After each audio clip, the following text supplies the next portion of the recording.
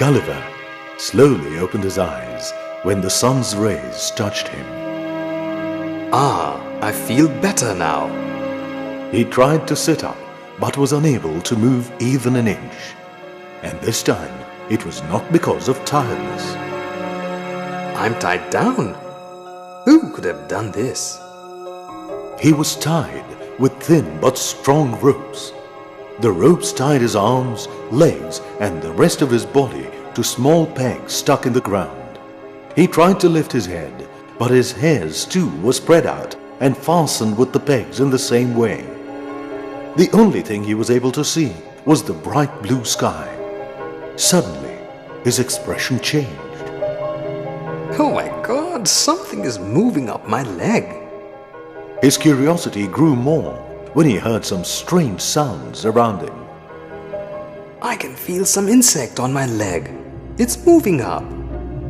Gulliver lowered his eyes when the movement stopped near his chin. He slowly lowered his eyes and was wonderstruck when he realized that it was not an insect but a miniature model of a human being.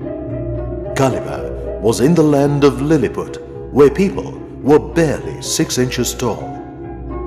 What am I seeing? A human being barely 6 inches tall? Oh my!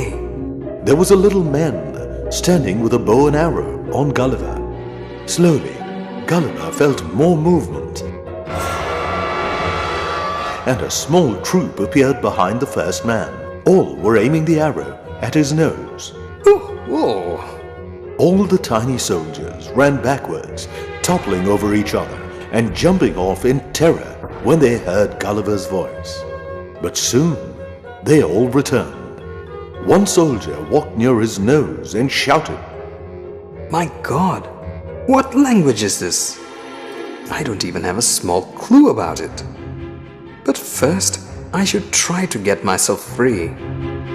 Gulliver twisted and turned his left arm till all the pegs were pulled out from the ground. Ah, what a relief. With his left arm, he started loosening his hair. Soon, his head too was free. Now, I can move my head too.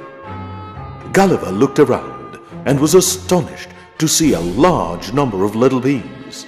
He extended his hand to grab some, but they were too quick and ran away before he could reach them.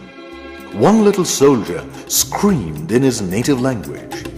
The next moment, hundreds of arrows flew towards Gulliver like a swarm of bees.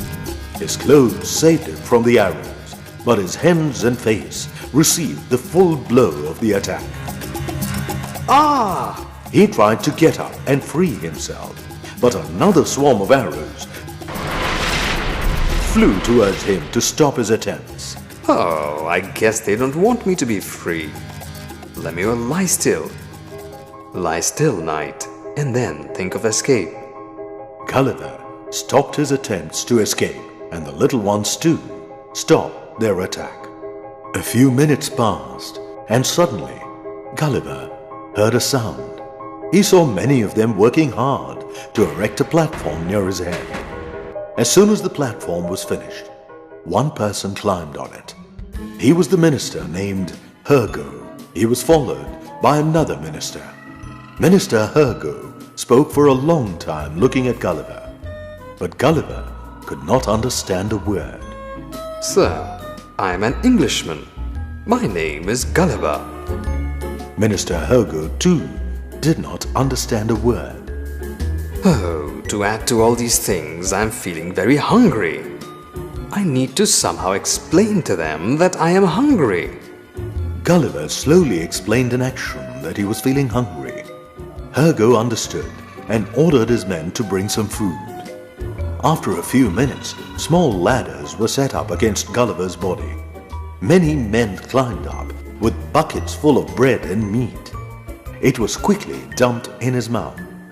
Gulliver gestured that he was thirsty too.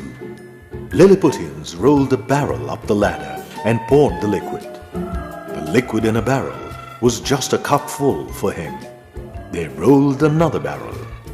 It's delicious. Tastes much like a good wine. Gulliver asked for more, Another barrel was brought up and its content was poured into his mouth. Let me ask for one more. But before he could ask for more, the tiny beings gestured that they had no more of that liquid left. I'm very grateful to you. Oh, now I feel better. It's a very hard work for them to climb up on me with all these buckets of food and barrels of liquid. The minister again spoke and pointed his finger in a particular direction. I guess that he's pointing to some place. First thing, I should learn their language. Gulliver's guess was right. Minister Hergo explained that Gulliver was going to be transferred to their capital, Mildendo. Let me gesture that I want to be free. Minister Hergo, who understood, moved his head from side to side and made signs that he would not be released until their emperor ordered to free him. Oh, I have no other option except to let these people do what they wanted. Gulliver again gestured that the wound was paining. The minister turned towards his subjects and gave some orders. The next moment, Gulliver was surrounded by the Lilliputians. This time, they all applied some sweet-smelling liquid on his wounds. It slowly reduced the pain. Gulliver, who felt comfortable, fell into a deep sleep as a sleeping medicine was mixed in his drink. At the same moment, Minister, build a big cart and bring the man to our capital. Yes, Your Honor. Lilliputs began building a huge vehicle. Finally, a huge cart was built, which had 20 wheels. We have built many vehicles to carry trees, but this one is the biggest of all. Gulliver was very big for them. Hundreds of Lilliputians joined together and pulled him and placed him on the cart.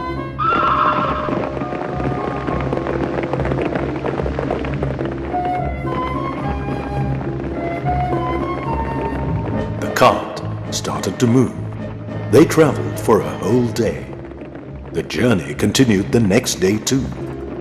The next day, Gulliver slowly opened his eyes. He saw the trees moving. It took him a few seconds to realize that he was being taken to the capital. How did they manage to shift me on this cart? And how are they pulling me? He slowly lifted his head and was again wonderstruck. The cart was being pulled by thousands of horses, which were not more than 4 inches tall. Oh my God! And nearly 500 soldiers on both the sides. Gulliver laid his head back and enjoyed the beautiful countryside. The journey came to an end by afternoon. A few moments passed. The emperor came out and was wonderstruck. He climbed up on the specially raised platform and looked down carefully. The emperor began to speak. Giant man, hope you won't create any trouble for us, and you can stay there. There was a deserted temple in the direction pointed by the emperor. The worship had been stopped since a murder had taken place in it. Oh, only 4 feet high. I can only crawl into it. But I guess this should be the biggest building in this island.